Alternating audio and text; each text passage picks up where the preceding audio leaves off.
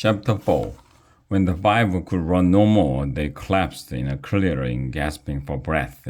Nice work, Wiggy, Anger said, and he told the others how Wigglytuff had tricked the trolls and saved his stash. And our lives, he added. You should reward the Wiggy with some stash, said Dudwin. Not a chance, said Angers. Too bad we didn't get to fight those trolls, said Erica. I was ready for battle, added Janice. The trolls, exclaimed Wigglytuff. By now, they will have figured out there are no buried goodies. Let us be off. The questers scrambled to their feet.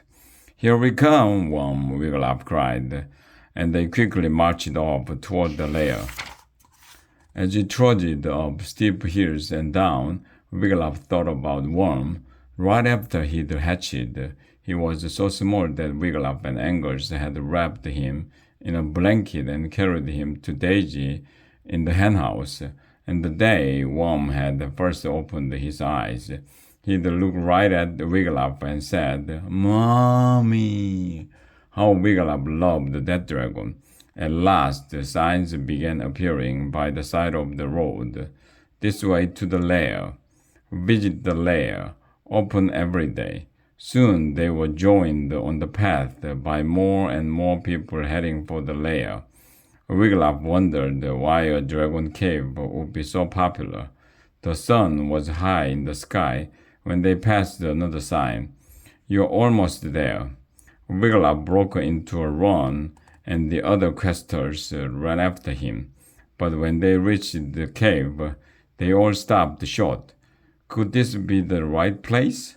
Over the mouth of the cave, a big sign said, Lair Shopping Cave, world's largest home improvement center. Erica, said Wigglytuff, check that map. Check the map. Greetings, called the hefty man, coming toward them. He had black hair and a beard to match. Arfga, here to help you. Go on in. Carts are to your right. Whether you are fixing up your harbor, cottage, or castle, you've come to the right spot. Good sir, said Erica. We were told that dragons gather in this cave. They did, last, said Arfga. But the dragons flew off a few weeks ago, and there were no sense in letting 25,000 square feet of space go to waste. So, he raised a hand toward the sign that said, Lair Shopping Cave. Where did the dragons go? Cried Wigglytuff. Who knows? Said Arfga. Wigglytuff groaned. They had marched through rain and mud. Sticker bushes had scratched them. They'd nearly been eaten by trolls. And here they were, no closer to finding Worm than when they had set out from DSA. Sir, is there no one here who knows about the dragons? Wigglytuff asked. One dragon stuck around, said Arfga. You can ask him. He runs the loading dock outside the back entrance of the cave. A cave doesn't have a back entrance, said Erica. This one does, said Arfga. It's so big it goes under the hill all the way through to the other side. Say, did I mention that we have a special on lumber? But if you are wanting ladders, hammers, nails, or gold paint, you are out of luck. Sent those items over to Dragon Slayers Academy yesterday, and we are all sold out. To DSA? Said Angers. But why? Who knows, said Arfga. But we have some nice yellow paint. Looks gold if the lights dim. The questers thanked Arfga and hurried into the cave. They passed the airs of paving stones, mortar mix, gravel sacks, sod plugs, do-it-yourself thatching kits, and ready-made wishing wells. At last, they reached the rear entrance and went out to the loading dock.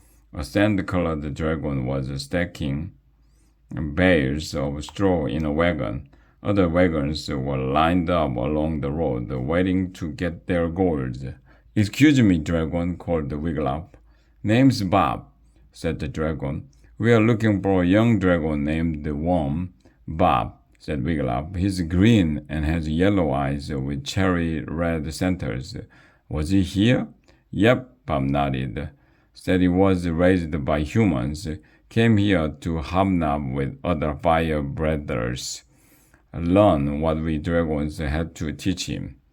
Stop yapping and keep loading, cried the wagon driver. I have to make it to West Rat's Whisker by sundown. Bob tossed the last bale into the wagon. Then he called out, Next! Do you know where Worm is now, Bob? Asked Wigglytuff. He was talking about maybe flying north to go to Dragon School, said Bob, as the next wagon pulled up to the loading dock. Can't recall the name? Was it Dragon Slackers Academy? Asked Angus. That's it, said Bob, loading a thatching kit into the next wagon. Don't know if he ever got there, but that's where he was headed. Thank you, Bob, said Wigglytuff. The questers jumped down from the loading dock and made their way up a winding path. When they reached the shady oak tree, they sat down to figure out what to do next. Angus took out his stash and nibbled, but never offered to share. Going to Dragon Slackers Academy will be risky, said Wigglytuff. Erica pulled out her map, and it's a long, long walk to that school. I have blisters on every toe already, cried Angus. Look, if you don't believe me, I have an idea, said Wigglytuff. Let us summon Jellock. We can ask him to put a spell on us so we can fly to Dragon Slackers Academy. Remember what happened the last time he tried that? Asked Erica. That wizard turned us into dragons. I never said it was a great idea, Wigglytuff muttered. But what else can we do? Perhaps he has become a better wizard by now. I will summon him, cried Dudwin. He chanted the wizard's name backward 3 times. Conlads, Conlads, Conlads. A blue light flashed, and out of the light stepped a blue-robed wizard with a pointed hat. Toadstools, said the wizard. Who summons me to the dark forest? Me Wiz, said Dudwin. Wiz? Cried the wizard. Watch out, or I shall turn you into a newt. No, cried the Wigglytuff. My little brother meant no harm. We need your help, your wizardness. Jellock squinted. Ah, it's you, Woglip. You've summoned me at a very bad time. Jeez was just demonstrating the Wonder Wand. You toss it up like a baton. Twirl it behind your back. Quick, tell me what you want, Oglop, so I can get back to the demo. We raised a baby dragon, said Wigglytuff. Now he has grown into a full-size dragon. And is he too big? Asked Jellock. My shrinking spell is foolproof. We need a flying spell so we can fly to our dragon, said Wigglytuff. Jellock stroked his beard. Just learned a new flying spell, but I haven't tried it yet, he said. How about I turn you into puffy white clouds that float on the wind? We need to travel fast, said Wigglytuff. Okay, the flying spell it is, said Jellock. No guarantees, mind you. The wizard began to chant, fly spell, with my fly words. I send these earthbound creatures skyward, off the ground, up in the air. Fly where you will. I don't care.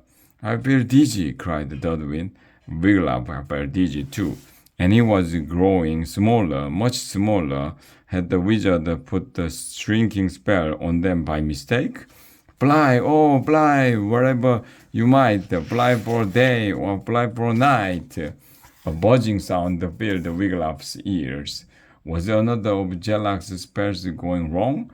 Fly, flutter, glide, and soar. To break the spell, say, fly no more. Done, Wigglytuff heard the wizard say. I'm gone.